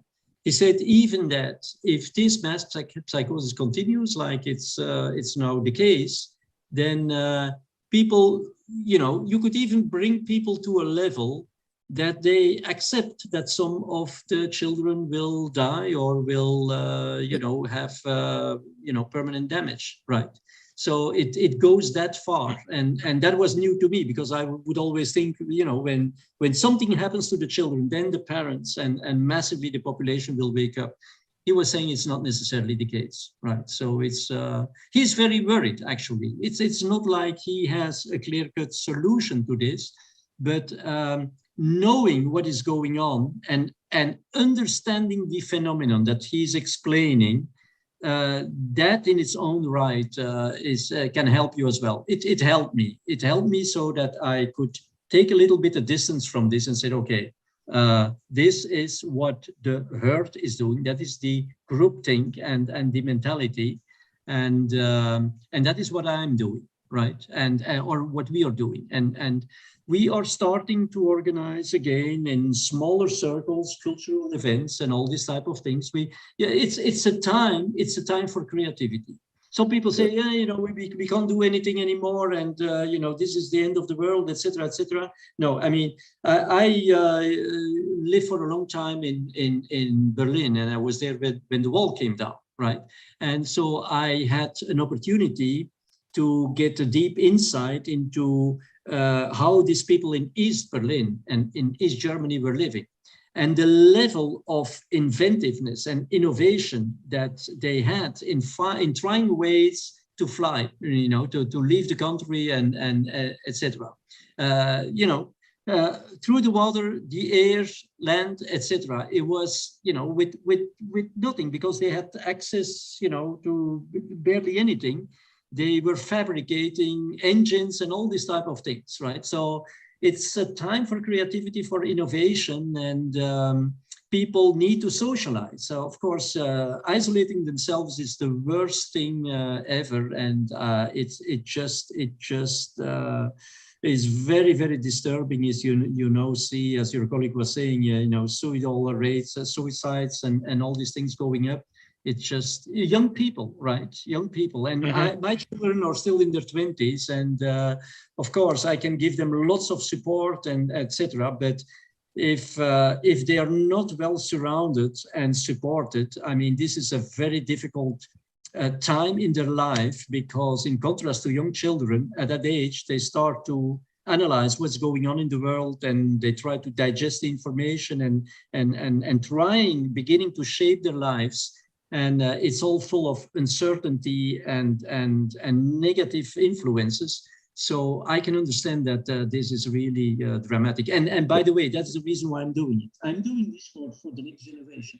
I'm not doing this for myself, or I'm just doing this because this next generation doesn't deserve this. It's just awful. It's just awful. I can't stand it, what they are experiencing, because of failures that are made by people in our ages, right? Are you in touch yourself? Are you yourself in touch with Dr. Matthias Desmet? Yeah, and we got to know each other. As I was saying, of course we live in the same country. Belgium is a very small country. He's Flemish as well, and somebody had the idea to bring us together. And it is because we are fighting for the same cause, and we feel exactly the same. And then you meet somebody. We spent a full afternoon together, but it's like we have known each other for decades, right? It's such, a very close and intimate friendship. So normally I would say, well, I got to see him just an afternoon. I don't know him very well, but it was very, very intense. And we exchanged lots and lots of information. And it's... this is the beauty of the friendships that we make right now. The nature thereof and the intensity is it's not comparable to how we used to build relationships in the past. Yeah. Yes. Well, if at all possible, maybe sometime in the future, if things can develop and work out, it'll be wonderful to have Matthias Desmet on a podcast or a broadcast. Sure. Yes. Yes, I think that would be marvelous. One of the things that I've observed, Doctor, is that we, through the vast information that we have on the internet, we will always find persons who are objectional to everything that's put forward, and they will always cite their studies and so on. And one of the things I found very, very helpful is when we have persons such as yourself who can cite studies that you would have referred to or you would have been involved in, that we can equally refer persons to, because we find that inevitably objectors, if you want to put it that way, and for whatever reason, I don't know why persons are always hell-bent on trying to discredit other persons. I'm always one to say, look, let me hear what you have to say. Let me examine it, bring the facts. Let me look at the facts and let me see, and let's compare facts. And, there are times that I'm tempted to say, okay, let's get someone on like Dr. Vanden Bossche, and let's get one of the objectors on, and let's have it out and let the world view it. so that the world can make an assessment of their own, because this, as I mentioned earlier, is one of the great challenges that we have. You know, you hear one thing from this side, you hear something else from this side, and persons always tend to suggest that, you know, this thing is speculative, you don't have the evidence to do this. And I must be very brutally frank with you. I would have my doubts that Dr. Vanden Bossche would make statements at this time in his life, placing his profession, his credibility and integrity on the line without having substantive evidence. And that alone would satisfy myself. I mean, you are a world-renowned individual. You are a person who has been affiliated with the World Health Organization, from what I heard Dr. McDowell indicate. I would have my doubts that that the Bill and Melinda Foundation would involve a person who would not be credible and would not have some substantive knowledge, because there are those who are very insultive. I remember Dr. McDowell, when we started to talk about ivermectin, there was the whole matter of it being a veterinarian medication, and we had to fight just to get people to see that it was not. You know, and these are the kind of things that I really have appreciated Dr. McDowell and Sherwin helping us to provide the platforms where we could hear persons such as yourself speak directly to the issues yourself. So we really want to thank you for the time that you spent with us, and I deeply appreciate it. Thank you so much. You're very welcome. But to your audience, I mean, people, first of all, because we are fact-checked all the time, but when people speak up and when they hear things, the first thing they should do is to look whether these people have a conflict of interest. I mean, people absolutely. People like myself, like Peter McCullough, like Robert Malone, we don't have any conflict of interest. We are independent. That is so important. And of course, I mean, I was telling you, this is also important to understand. This is a puzzle that has been put together for the very first time. I consider that I have put this puzzle together for the very first time. Now, when you look at the puzzle, each piece of the puzzle, you can criticize each piece of the puzzle in isolation or separately, because a piece of the puzzle can only have its value within the context of the full puzzle. Correct. So what people do, they rip out pieces of the puzzle and then they start to criticize this, not looking at the context within which you have put this piece of the puzzle. And then, of course, since it is the first time you put this puzzle together, there is some kind of speculation. But that is why I'm saying you build a working hypothesis and you say, well, that is my understanding, and I think that is going to happen. And then you look what is happening. And if after multiple occasions you see that, and these are the predictions, that the predictions come true, like I've been saying, we will just breed more and more infectious variants, for example, then I'm not saying that your model is completely validated, but as a working hypothesis, it helps and it informs and it can stimulate people and motivate people to start thinking about possible solutions, etc. Because what I'm always saying, people say, yeah, where are your publications? And have you published this, etc. But there is simply no single publication that would even, indicate that, for example, mass vaccination with this type of vaccines in the midst of a pandemic could ever have a happy end. There is no single publication, but they are criticizing us that we don't have publications. We are trying to solve a problem. We are not interested in publishing one or the other aspect. We are interested in solving a problem. That is different from taking a deep dive in publications and teasing out all the different details and concentrating on one piece of the puzzle and criticizing you.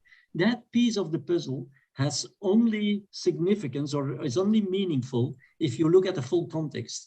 And that is an exercise that people from academia are not used to do, because you're a top professor in virology and you have all the papers on certain molecular aspects of the virus, right?